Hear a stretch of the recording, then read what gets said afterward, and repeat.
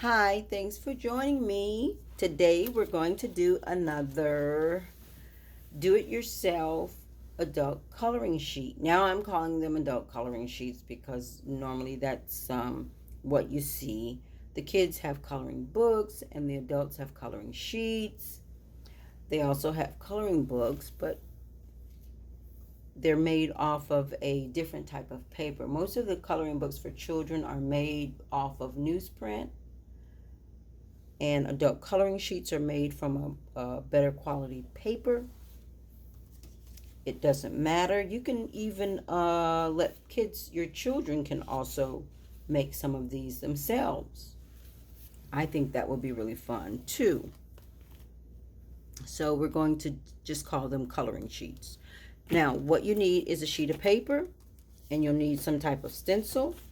And here's some stencils. You can find stencils anywhere. Some of the children's games come with cardboard stencils. They're like cardboard cutouts. You can still use those. That'll work fine.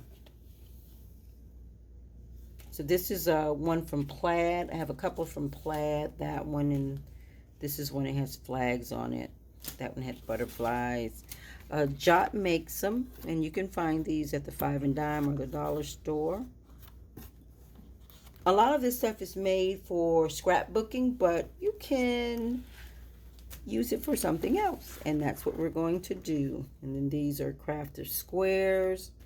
These little cute things, what's so fun about these is you keep them, they have this little cardboard on them, which has a window.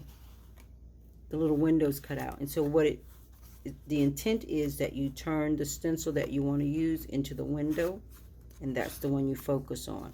You can flip it over on the other side and see all the different designs that they do offer, and use that when you're picking your color wheels or your stencil wheels. I really like this one. This has it has a paisley on it. I'll do one of those next in the next one.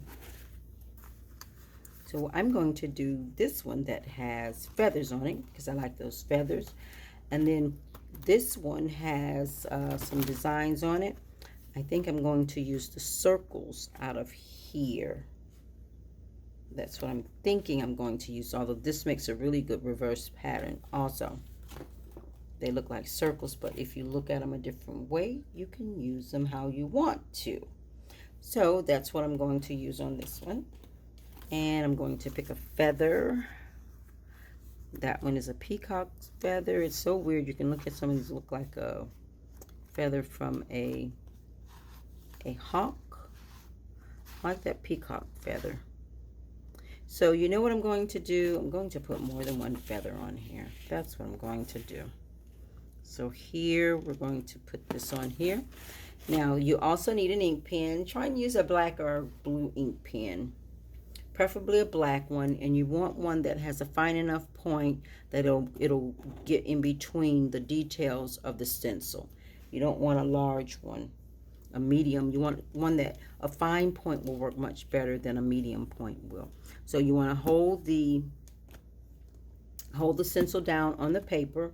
Again, I just had a regular 8.5 by 11 sheet of copy paper. And I'm going to, and I folded it in quarters, fold it in half, then fold it again in half. And that's all you need to do. So this is a feather. I'm going to hold it down, and you want to take a little bit more time or care in doing this part because these are the larger pieces. And then when you do the other ones that I call little fillers, you can go a little faster. Now, if you take your time and trace it, you'll get the exact shape that's there. If you go a little faster, you'll get some weird offshoot shape, which will work fine. So if you go fast, just continue to go fast for all of the little small shapes that you put on there. And it'll give you those little weird shapes on there. And that will help you. You can use one stencil to make a variety of shapes. Now, on some of these stencils, the little cutout pieces, the plastic is really thin, so the cutouts in between move and shift. But take your time, and that's fine. I like that. That looks pretty good right there. So I'm not going to do the same one. I'm going to change it up and come over here and get that feather. I'm going to slide it right here on this part, hold the stencil down, and I'm going to trace it. Taking my time so I can get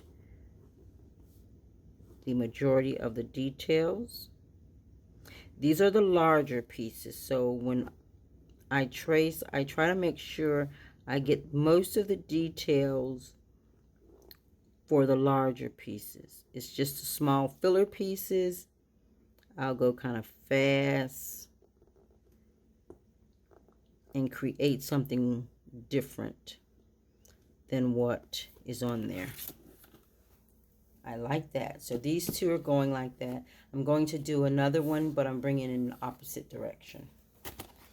So let's see which one I'm going to use. This is kind of cute right here. I'm going to take that one, and I'm going to put it in the opposite direction and bring the bottom of it close to the edge, and then bring it in some. I want to make sure the whole feather on each of these, I want the whole feather on there because these are the focal point. Now you can even you can have all of them be the focal point, or you don't have to. It's up to you how you paint these. Remember, as the artist, however you paint it, it is the correct way, because you are the one creating it. It can be any color you want, or it can be any combination of colors you want. There. So now I have those on there. That's all I need off of there. This has some other markings, which is weird. Like this one has an arrow on it.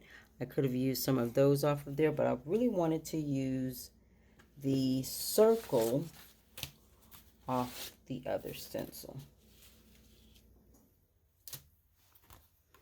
This. I'm just going to add them in here and there.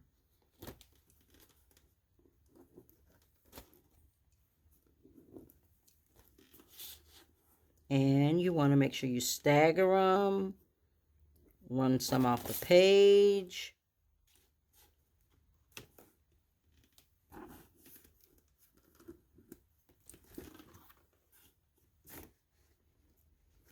So they're not all in a straight line.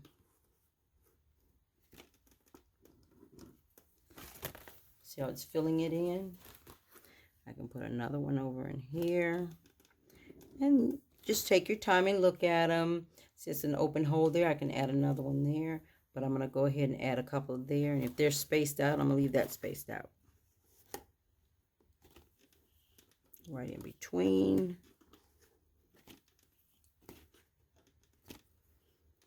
Just add them in there. Run a couple off the edge. Create interest. Running it off the edge just creates interest. I'm going to run it off the edge over here. Come up here.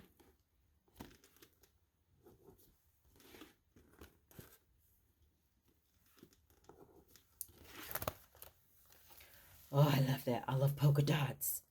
That looks like polka dots. And I put one over here, running it off the edge. I'm telling you, it's just as much fun creating the sheets as it is to color them. I may like creating these sheets more than I like coloring them.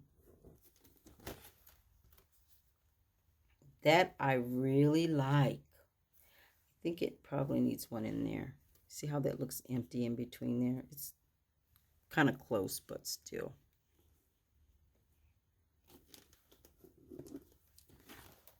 I wasn't being particular about how close it was to either one of those, but that kind of filled it up there. I like that.